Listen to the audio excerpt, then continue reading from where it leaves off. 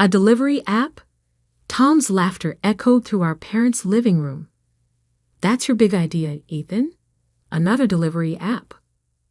I sat at the dining table, my business plan spread out in front of me, watching my older brother's face redden with mocking laughter. Our sister Lisa joined in from her spot on the couch, not even bothering to look up from her phone. Because the world definitely needs another way to get takeout, she smirked. Really revolutionary stuff, little brother. It's not just for takeout, I tried to explain, pointing to my carefully prepared slides. Swift Serve is going to revolutionize how local businesses handle deliveries. Restaurants, yes, but also grocery stores, pharmacies, retail shops. Oh, please, Tom cut me off. Like Uber Eats and DoorDash don't already do all that? Face it, Ethan, you're 3 years too late to this party. I gritted my teeth. At 25, I was the youngest of the 3 Hamilton siblings, and according to them, the least successful. Tom, 32, was a regional sales director at a Fortune 500 company. Lisa, 28, had just made junior partner at her consulting firm. And me, I just quit my stable job as a software developer to pursue my dream. Those apps focus on big chains and franchises. I continued, trying to keep my voice steady. Swift Serve will partner with local businesses, help them compete with the giants. We'll offer better rates, more flexibility, real-time inventory management. Management? Lisa finally looked up from her phone. You've never managed anything in your life. You barely managed to keep your last job for 2 years. I quit that job, I corrected her, to focus on this. Right, Tom nodded with exaggerated sympathy. You quit your perfectly good programming job to build an app that already exists. Real smart move there, genius. Our parents chose that moment to walk in, carrying coffee and dessert. One look at the scene, my presentations, Tom's condescending smile, Lisa's eye rolls, and Mom's face fell. Oh, Ethan, she sighed. Are you still on about this app idea? Helen, Dad touched her arm gently. Let's hear him out. But I could see the worry in his eyes. The same look he'd given me when I told him I was leaving my job. I already secured initial funding, I said quickly. Angel investors who believe in the concept. We're starting beta testing next month in. How much of your savings have you burned through? Tom interrupted. Because when this fails, and it will fail, you'll need something to fall back on. I didn't tell them that I'd already invested my entire savings, sold my car, and moved into a tiny studio apartment to fund the initial development. They didn't need to know that I'd been living on ramen and working 20-hour days for the past 6 months. I know what I'm doing, I said instead. Lisa laughed again, that sharp, dismissive laugh I'd grown to hate. Like you knew what you were doing with that social media platform you tried to build in college. How'd that work out? That was different. I've learned. Or that cryptocurrency trading bot last year. Tom joined in. The one that was going to make us all rich? This isn't like those times, I insisted, my voice rising. Swift Serve is different. The market research, the business plan, the technology, it's all solid. We're solving real problems for real businesses. Honey, Mom sat down beside me, using her gentlest voice, the one that somehow hurt worst of all. Maybe it's time to be practical. Tom's company is always hiring in IT. He could put in a word. I don't need a job at Tom's company. I stood up, gathering my presentations. I'm building something here. Something big. Something big, Tom scoffed. Little brother, you're building a pipe dream. The delivery market is saturated. The big players have it locked down. You're going to lose everything chasing this fantasy." I looked around at their faces. The pity, the condescension, the absolute certainty that I was making a huge mistake.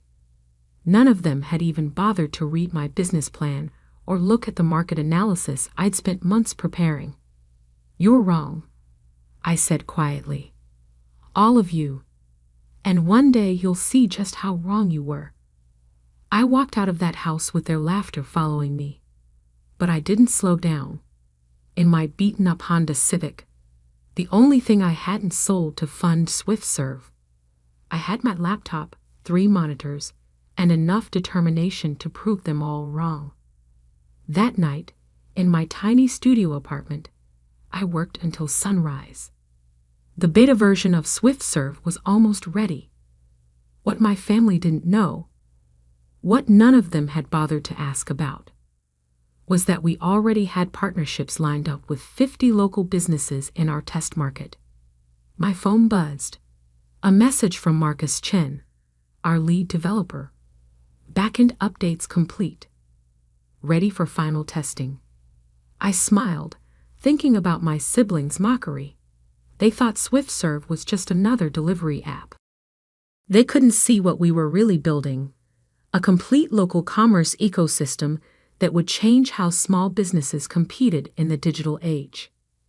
The next few months were a blur of coding, meetings, and endless cups of coffee. We launched the beta in a small college town, partnering with local restaurants, bookstores, and grocery shops. The response was immediate. SwiftServe wasn't just another delivery app. It was a lifeline for small businesses struggling to compete with giant chains. Our platform didn't just handle deliveries. It provided inventory management, customer analytics, and marketing tools that leveled the playing field. 3 months after that disastrous family dinner, we had our first major breakthrough. A local newspaper ran a story about how SwiftServe had helped save a historic bookstore from closing. The owner's quote made me smile. "It's not just delivery. It's like having a whole digital department at our fingertips." The article caught the attention of a major venture capital firm. Suddenly, the meetings I couldn't get before were happening. Investors who'd ignored my emails were calling me. I didn't tell my family about any of it.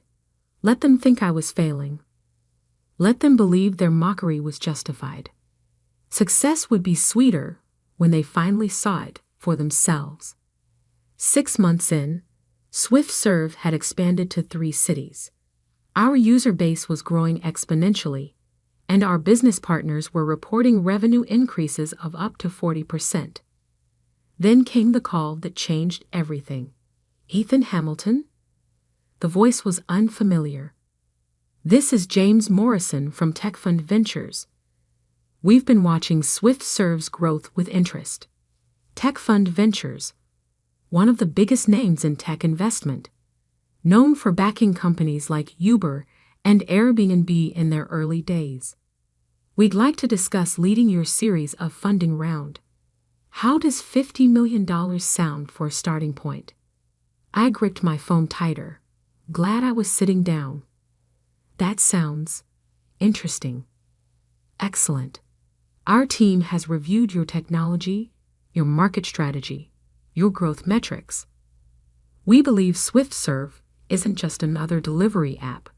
It's the future of local commerce." Not just another delivery app. The words my siblings had thrown at me mockingly were now being used by one of the most successful venture capitalists in the country, but with admiration instead of derision. After the call, I sat in my small apartment, looking at the whiteboard where I'd mapped out SwiftServe's future. We were about to go from bootstrapped startup to major player.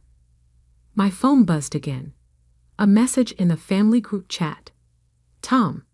Hey everyone. Big news. Just got promoted to VP of Sales. Lisa. Congratulations. Dinner to celebrate? Mom. So proud of you, honey. This weekend? Dad. That's my boy. I stared at the messages, remembering all the family dinners where they'd bragged about their careers while dismissing my dreams. Soon, very soon, they'd learn what real success looked like. But first, we had an empire to build. 1 year after that first mocking family dinner, I sat in my new corner office on the 38th floor of a downtown skyscraper, watching Swift Serve's real-time statistics scroll across multiple screens. We were now operating in 20 major cities, with over 10,000 local businesses on our platform. The $50 million from Tech Fund Ventures had turned into $200 million in Series B funding. Forbes had just named SwiftServe one of the top 10 startups to watch. Our valuation had crossed $1 billion, making us official unicorn. And my family still thought I was struggling. Mr. Hamilton? My executive assistant Sarah appeared at the door. The Singapore team is ready for their update call. And your sister Lisa has called 3 times this morning. I glanced at my phone's missed calls. Lisa had indeed been trying to reach me, probably to brag about her latest promotion or to offer more helpful career advice. Take messages from Lisa, I said. I'll deal with family matters later. The Singapore call was crucial. We were about to launch in Asia, starting with Singapore and Hong Kong. SwiftServe wasn't just changing local commerce in America. We were going global. Mid-call, my phone buzzed with a text from Mom. Honey, please call Lisa. She has an exciting opportunity for you. I muted my microphone and laughed. An exciting opportunity. Our company had just closed deals worth hundreds of millions, and they still thought I needed their help finding opportunities. After the call, Sarah brought in my afternoon schedule. The acquisition team from Delivery Giant is here. They're waiting in the main conference room.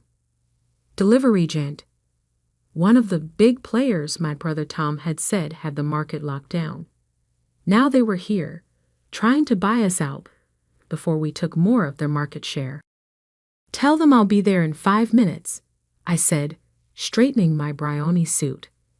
Another detail my family didn't know. Success had allowed me certain luxuries. The Delivery Giant team looked nervous as I entered the conference room. Their CEO, Mark Stevens, stood to greet me. Ethan, thanks for meeting with us. We'll cut right to the chase.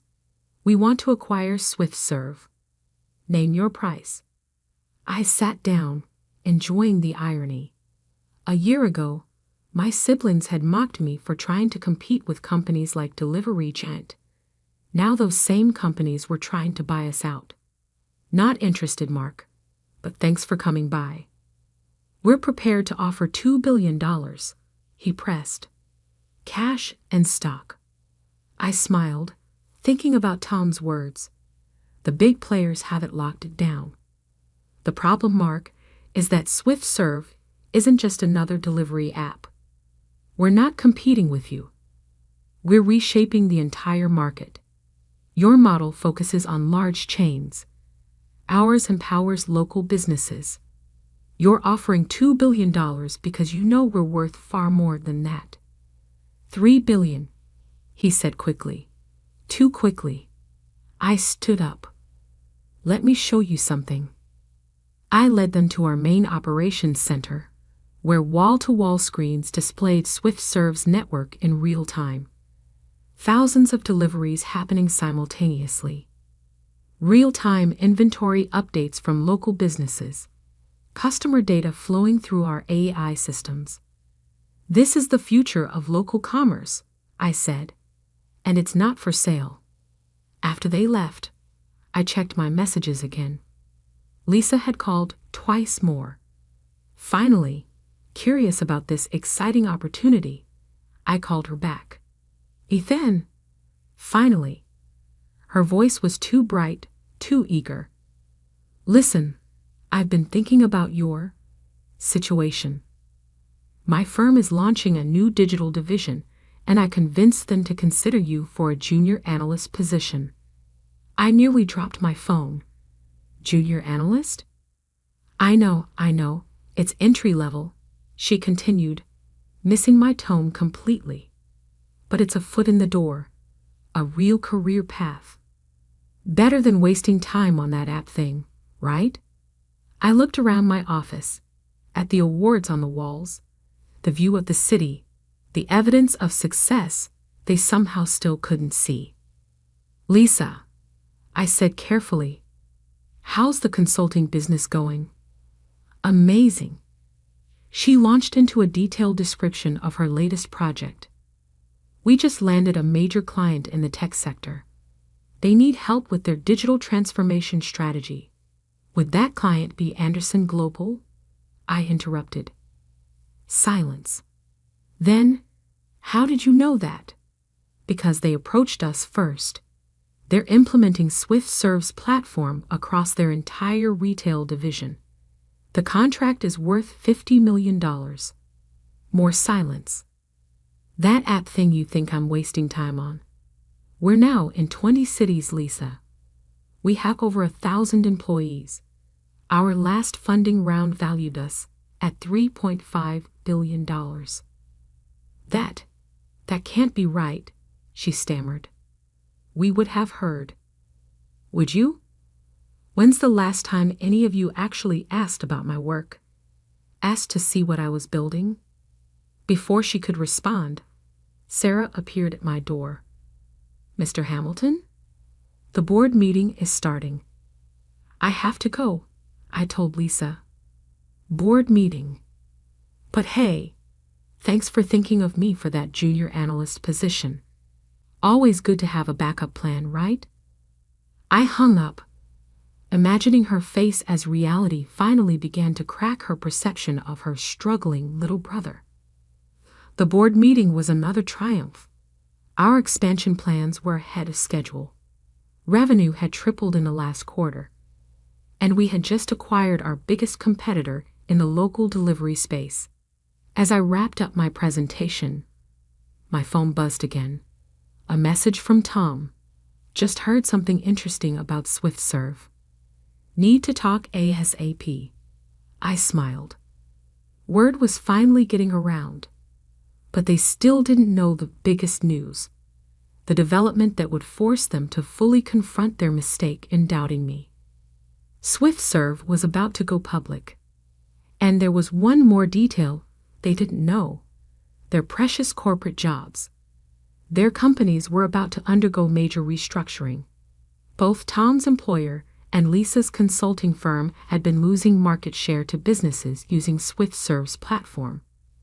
They would soon be looking for new opportunities, and I knew exactly where they'd try to find them. After all, SwiftServe was hiring. We needed regional managers in several cities. I opened my laptop and sent a quick email to HR. When applications come in from Tom or Lisa Hamilton, forward them directly to me.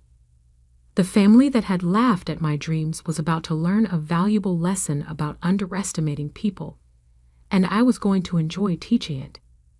The morning of SwiftServe's IPO, I stood in my private office suite at our headquarters, adjusting my tie as I prepared for the opening bell ceremony. The Wall Street Journal's headline caught my eye. SwiftServe IPO set to be largest tech offering of the year. My phone buzzed. A message from Tom. We need to talk. It's urgent. Something big happening at work. I knew exactly what was happening at his work. His company had just announced major layoffs. They'd lost 40% of their market share to businesses using SwiftServe's platform. Tom's division would be the first to go. Another message, this time from Lisa. My firm is undergoing restructuring. Can we meet? I need career advice. The irony wasn't lost on me. The siblings who had mocked my career choices now needed my help. They just didn't know it yet. Mr. Hamilton? Sarah appeared at my door. Your parents are in the lobby. They're quite insistent about seeing you. I checked my watch. 2 hours until the opening bell. Send them up. My parents entered cautiously, taking in the massive office with its floor-to-ceiling windows and city views. Mom's eyes widened at the Swift Serve CEO nameplate on my desk. Ethan, Dad started, his voice uncertain. We've been seeing some things in the news. About Swift Serve? I smiled. Yes, we're going public today. Initial valuation around $50 billion. Mom sat down heavily in one of the leather chairs. 50 billion? That's right. That little delivery app you all laughed at? Turns out it was worth something after all. But why didn't you tell us? Mom's voice cracked. Tell you? I laughed softly. I tried. Remember that family dinner a year ago? When I laid out my entire business plan, Tom called it a pipe dream. Lisa mocked me for wasting my time. And you? I looked at Dad. You wanted me to get a real job instead. Before they could respond, Sarah buzzed in. Mr. Hamilton?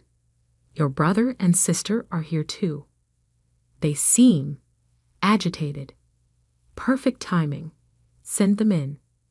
Tom and Lisa burst into the office, both looking disheveled, a far cry from their usual polished corporate appearances. Ethan. Tom's face was red. Did you know about this? Did you know our company was losing business to Swift Serve? And my firm. Lisa added.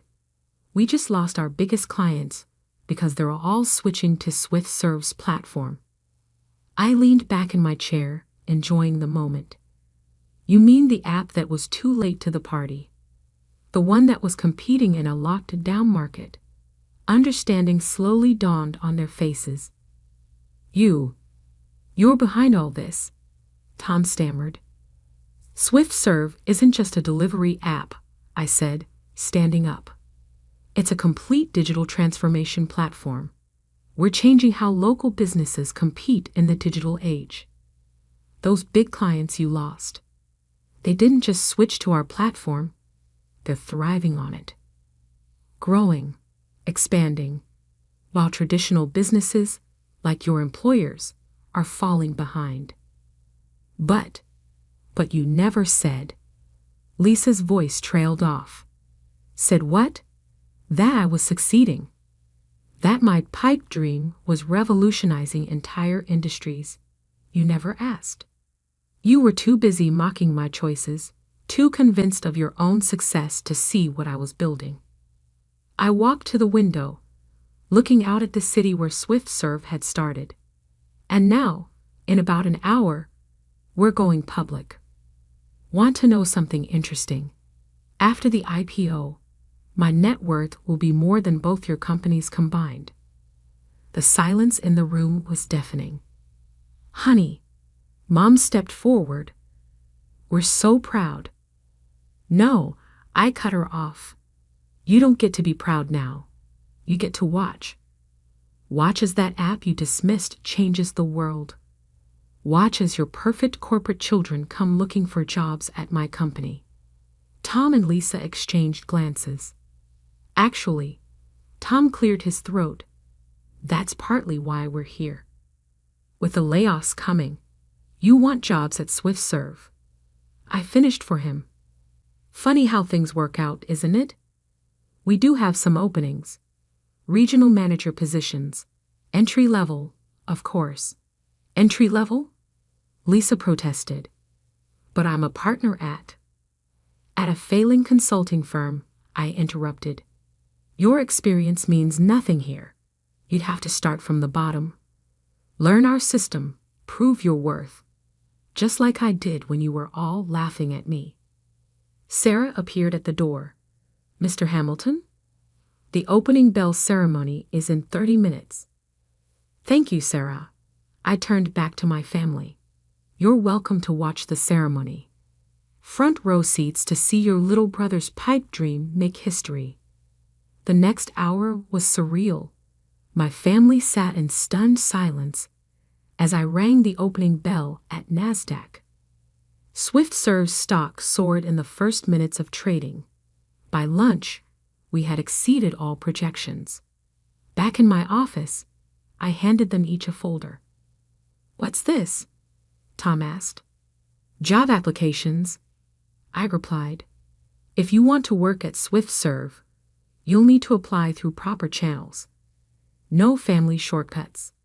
"But we're your siblings," Lisa protested. "Funny, that didn't seem to matter when you were mocking my dreams. Why should it matter now?" Dad stepped forward. "Son, we were wrong. All of us. We should have supported you, believed in you." "Yes, you should have." I sat back down at my desk. "The applications are due by Friday. The starting salary is $45,000 a year. And one more thing, your direct supervisor? That college kid you said would never amount to anything because he was just a programmer. Marcus Chen. I made him Chief Technology Officer last month." Their faces were priceless. "Now, if you'll excuse me, I have a company to run. Sarah will show you out." As they filed out of my office, I called after them. "Oh, and one more thing. Remember how you all laughed when I said I'd change the future of local commerce? Check today's stock price. Then check your own company's stock. See who's laughing now." The door closed behind them, leaving me alone in the office where I'd built my empire. My phone buzzed with notifications. SwiftServe's stock was still climbing. News outlets were calling it the most successful tech IPO in years. I opened my laptop to send one final email to the family group chat. "Thanks for not believing in me. It made success that much sweeter. P.S. Those job applications, they're due by Friday. Don't be late." Then I turned to the real work, continuing to build the company that had proved them all wrong. Because success isn't just about proving doubters wrong, it's about proving yourself right. And I was just getting started. Sarah poked her head in one last time. "Your next appointment is here. The CEO of your brother's company. They want to discuss a potential partnership." I smiled. "Telling he'll have to apply through proper channels, just like everyone else." Looking out at the city, I thought about that first family dinner, when they laughed at my dreams. Now they were all applying to work for me, hoping I'd save their careers. But I hadn't built SwiftServe to prove them wrong. I'd built it because I saw a future they couldn't imagine. Their mockery had just made success sweeter. The final irony? They'd have to use SwiftServe's app to order lunch in their new jobs. Every delivery would remind them of the dreams they'd laughed at. Sometimes success is the best revenge. And sometimes the best part isn't the billions you make. It's watching those who doubted you realize just how wrong they were.